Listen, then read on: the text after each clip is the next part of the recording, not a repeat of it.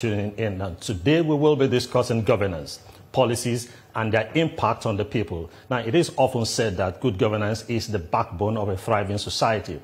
It ensures transparency, accountability, efficiency, and inclusiveness in decision-making. But how well do Nigerians understand the impact of government policies on their daily lives? Good governance involves clear, people-centered policies that promote economic stability, social equity, and sustainable development. When a government prioritizes education, healthcare, and job creation, citizens feel the direct impact in their quality of life. For instance, a well-structured tax policy can either encourage business growth or discourage investment. Similarly, social welfare policies determine the level of support available to a vulnerable population. The key is implementation and accountability. And on the other hand, some Nigerians are saying that policies increase the cost of living, especially the recent fuel subsidy removal, which has made transportation and goods more expensive. They say government needs to balance economic growth and citizens' welfare. It's evident that good governance is not just about policies, but also about how they are implemented and their effects on the people. But as citizens, staying informed and holding leaders accountable is key to ensuring policies work for the greater good. And to make us further understand how decisions made at the top affect Nigerians' daily lives is the Special Advisor to the President on Media and Policy Communications, Daniel Bwala. It's good to have you on the program this morning. Thank you. Thank you for having me. You're welcome. Nice to have you here. Oh, well, let's discuss the policies of the current administration, many of which have been misunderstood or have faced resistance. What is behind the difficulty in gaining widespread acceptance and, endorsement of these policies? Is it due to poor conception or the criticisms politically motivated? Well, thank you for having me and good morning. I don't think that the policy has a poor wide acceptance. It does have, which is why you find the implementation easy, and then we have a broad-based perspective on the effectiveness of the policy. But I think that the opposition and naysayers are louder in their voice than the actual people whom the policy is targeted at. Well, of course, the policy targets the opposition as well. But usually when you bring politics into governance, then you mix it up. It is like a distraction because politics is about interest. Politics is like a game, like a sports. Politics is about de-emphasizing the strength of the opponent and emphasizing your own strength, finding the fault of that person. And that is not that period for the politicking. When that time comes, when everybody will be asked to go to the market and begin to advertise their candidate, that is when that will be welcome. At this point, what we need is to look at the policies of the government and the deliverables. Are these policies impactful? Do we have a testimony to support that? The policies we're implementing, are they such that there are better alternatives? So in a normal climate where politics is played in its own serenity, the opposition talk about politics vis-a-vis what they believe to be better alternative. So, for example, if you talk about a particular policy you want to do, they will say, no, we do not think that this policy will work or that this policy you're bringing will take a longer time. Ours would have been A, B, and C. But because they are bereft of ideas and probably they're also confused where they are in their political parties, they don't have a direction. And usually when you have like a monkey in a cage who is struggling to find path and cannot find, everything else in the cage is an enemy. And that's the situation we're having. But our concentration, as far as our job is concerned, is to communicate to Nigerians on the effectiveness of the government policy. We have seen that in education, through the NEL fund. You've seen the acceptability and the impact of that funds, the loans to the students. We've seen that in agriculture, marked improvement. Even when we had the flood, which affected food production and consequently reflected in the food inflation, we're able to find a way. Just a few days ago, the president has signed and approved lots of money to be able to fix the dam.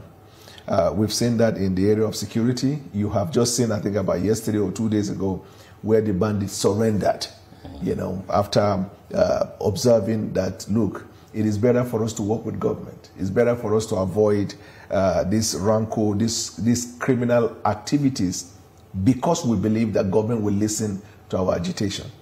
So there's a broad-based application of this policy. And we welcome feedback from Nigerians. Feedback in the sense that if you feel it is not impactful, we are welcoming.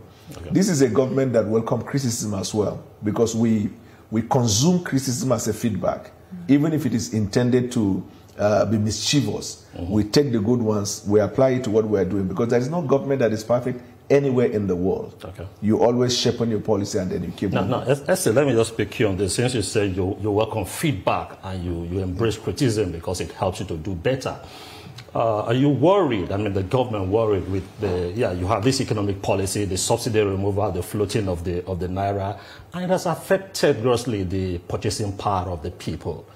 And when you go to the markets, the prices are not smiling, and Nigerians are complaining. Yeah. How do you feel about these policies?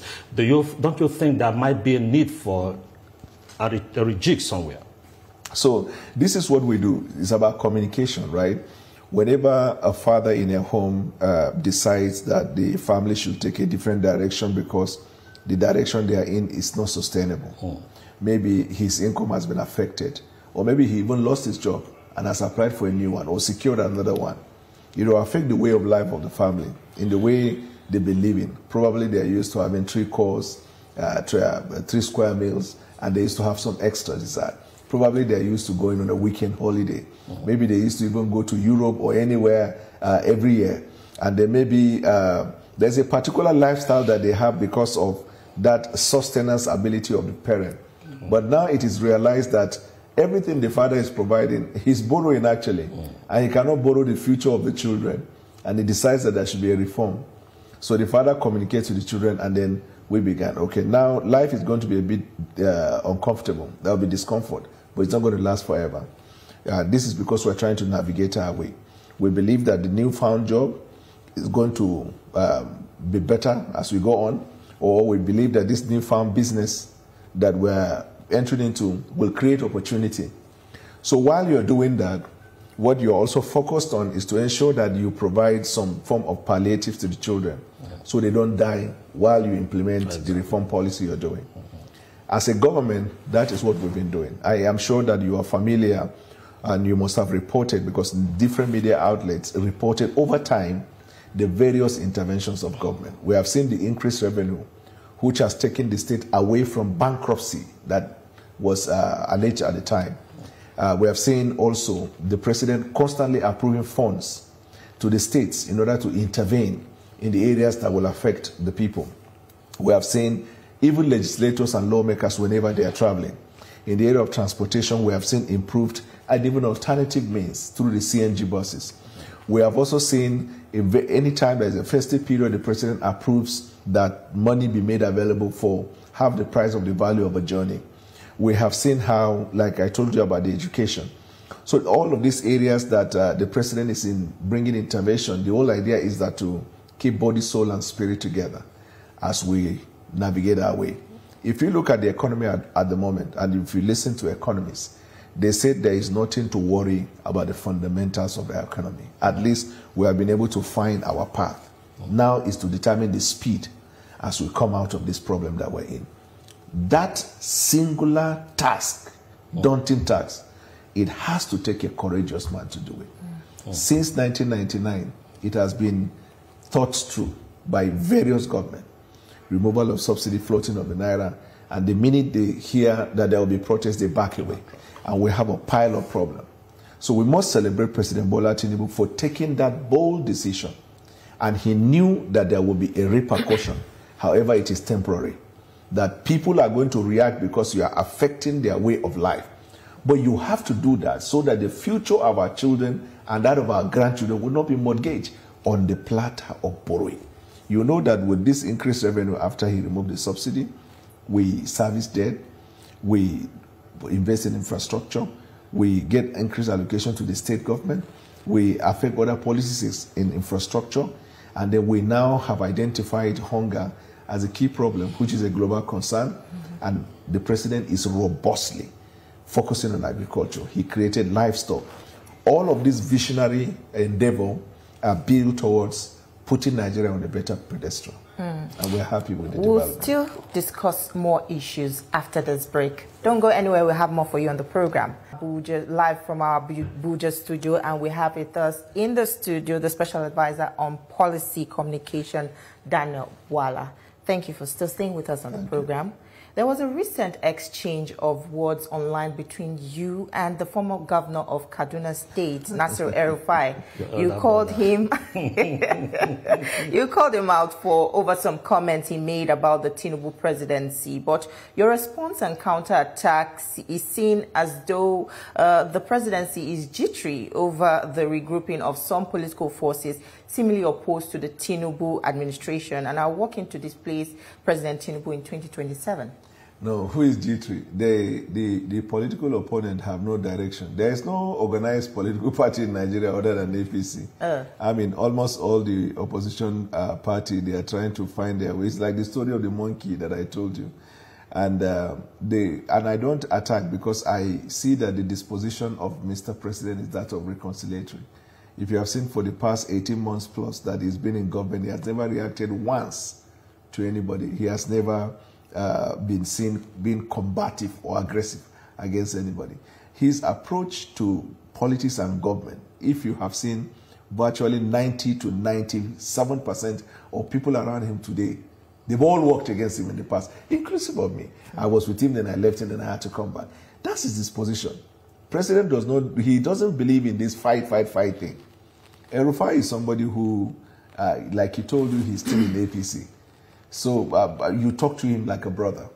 But I know he's grandstanding, and he seems to be a bit having some trouble in finding part. Like if you leave a governing party to which you have influence, you have words, and you think that you can undertake a mission, you have to have a place that is working to be able to do that. I mean, almost every other day on Twitter, he will pick up one person. Yesterday, it was the turn of National Security Advisor, and then they took the turn of the incumbent governor and the rest. So I talked to him like a senior brother because I believe that he's still useful in APC, and we don't have to be combative. But in terms of whether he can effect any change in the opposition and the rest, I'm aware. He doesn't have the capacity to make the president unsettled. So no is it true? Is it combined or in their separate bodies can make the president unsettled. Is it true that the APC is the one sponsoring, the conflict in other opposition parties? No, how?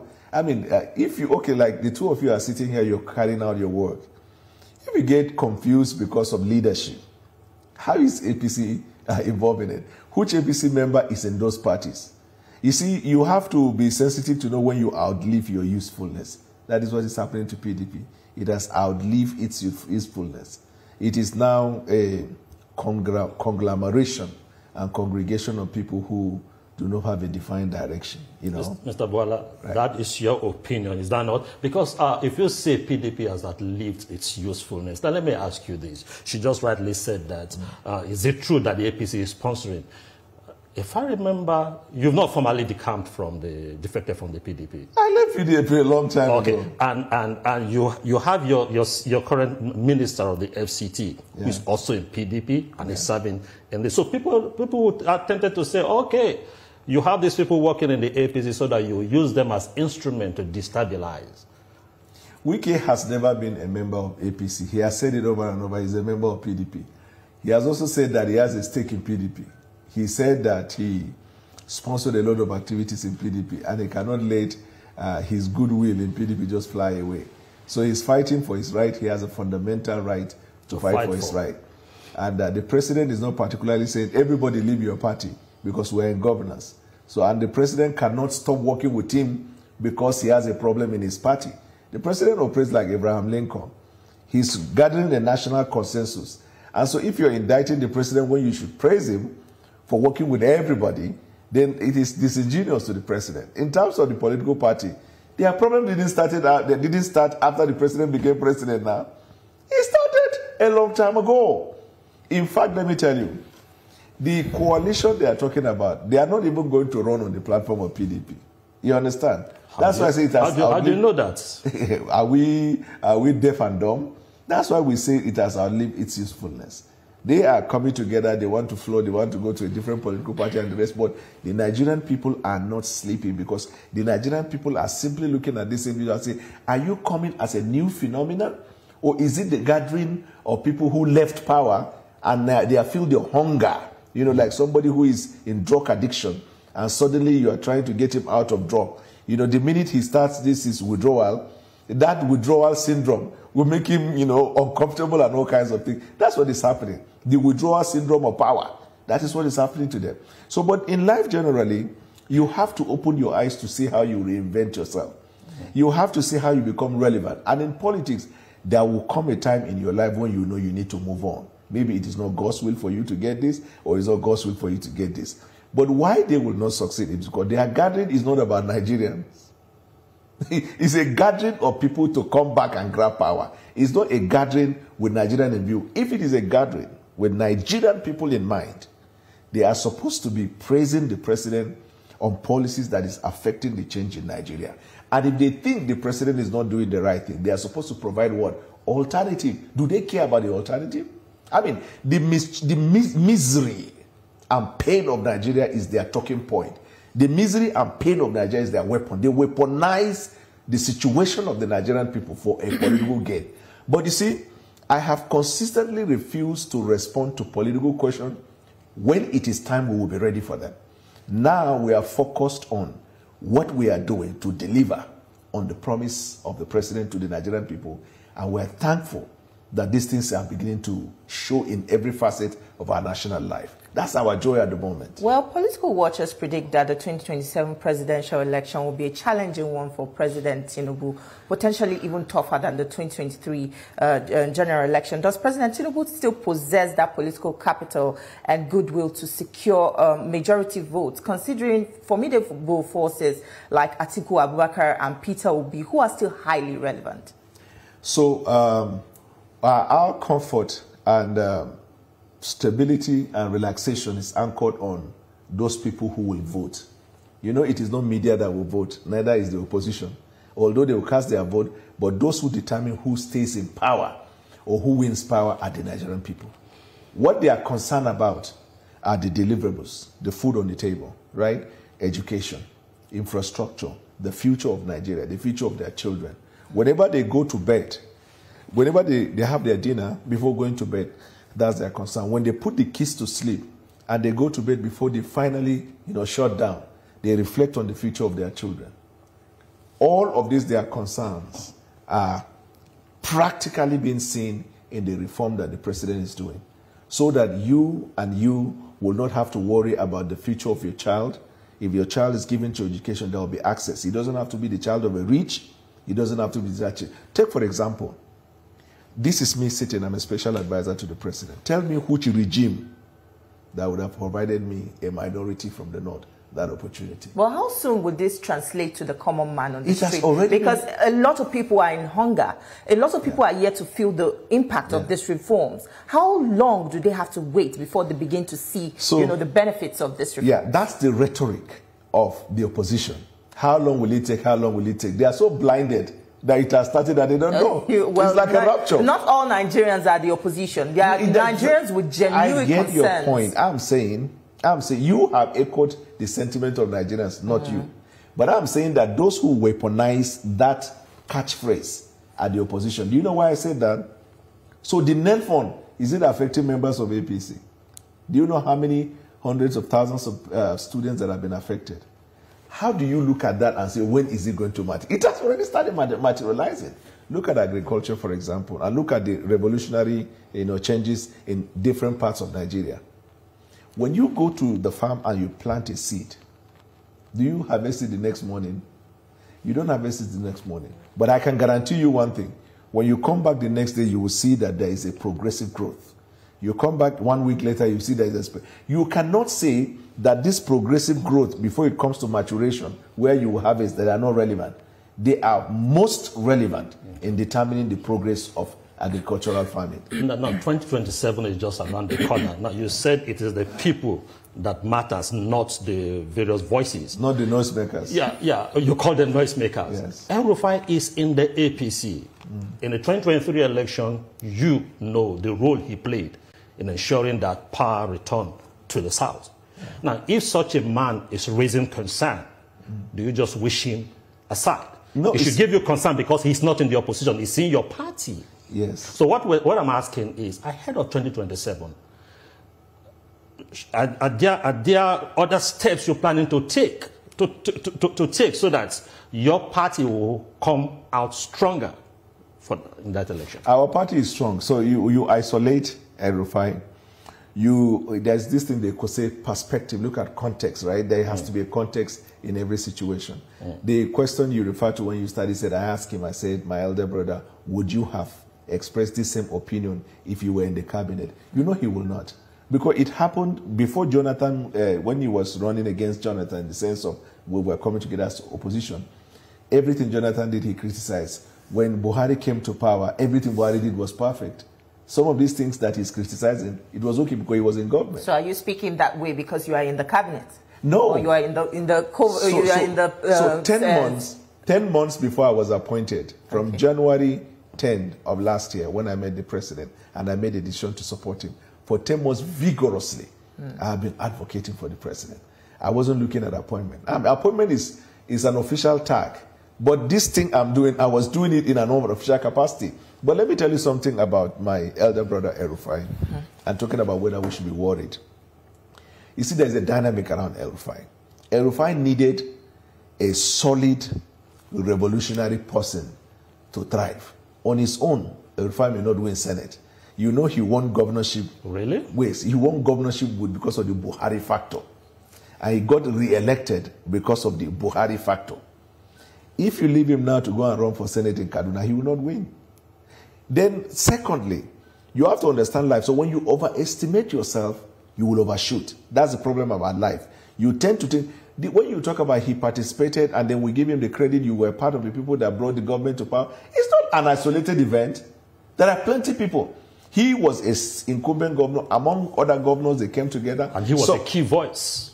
No, so, okay, just because I come to the TV, I speak for the president, does not mean I'm more key than the president. I'm a spokesman to the president. I'm a servant to the president. But he has said, go and speak on my policy. So we don't be carried away into thinking because somebody is speaking for a group, therefore he is the most relevant. You also have to look at his political interests, because politics is about interest. If he stands to benefit something far better, and that's the reason why he's more vocal than others, you cannot assume that he's more passionate. At my level, in the primaries, I played my role as well. Because we were all over, even when I was blacklisted by TV, I ran to TikTok. That's one good thing about democratization of media. As we did now, if you say, you know, go bring me again, as I leave this place, the crowd will move to wherever I'm present. I'm on Twitter, on Facebook. That's democratization. The TV that blacklisted me were supporting Oshibanjo. We continue supporting Asiwaju because we believe the only person at the time that could challenge Atiku was Asiwaju Bola Ahmed Tinubu. So do I now say I'm the only person? Everybody came together and played their beat. When you overestimate yourself, you tend to think you are the magic wand that created that situation. El-Rufai still has the opportunity to come back home because we believe he's useful.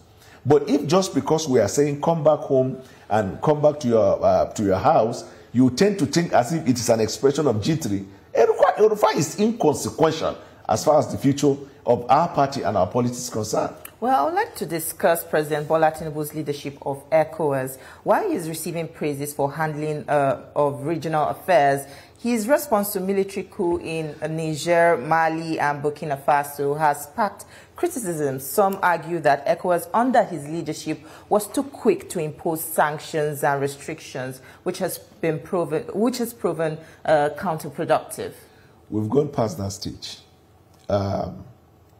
When the military hunters were threatening to leave, at the time, ECOWAS needed to stamp their feet on the ground. And that's what he did.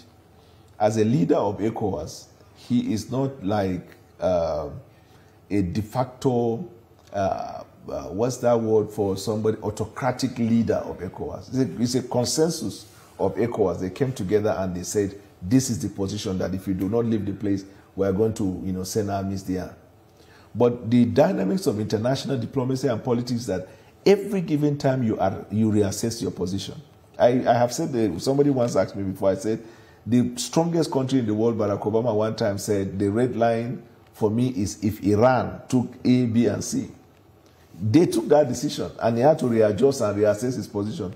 That is international diplomacy. That is the politics of diplomacy. Look at what Donald Trump is presently doing. Fighting everybody. Some of the things he said, he actually doesn't mean them.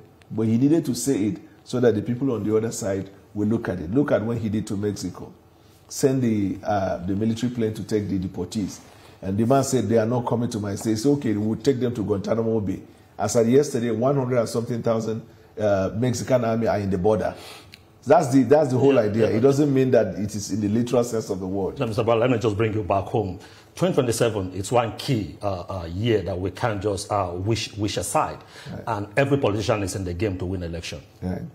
Now, if you take a look at the reform on taxation, take the reform on electricity and all that, considering this recent agitation by the public on the tariff hike in telecoms, yeah, and also the planned hike in electricity, yeah, how will you advise your government to approach it? So this is the disposition of government. You take a decision that you think is in the best interest of the country and the people.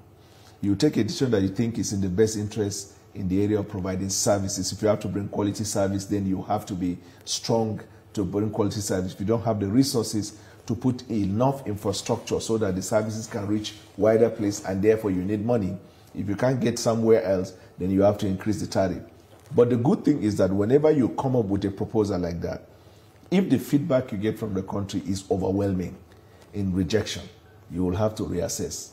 Probably there will be a compromise. That's the idea of government. Government is not like when we say we're going to go there, you close your eyes until you get there, because you are providing policies for the good of the people. If there's an overwhelming rejection, you have to reassess.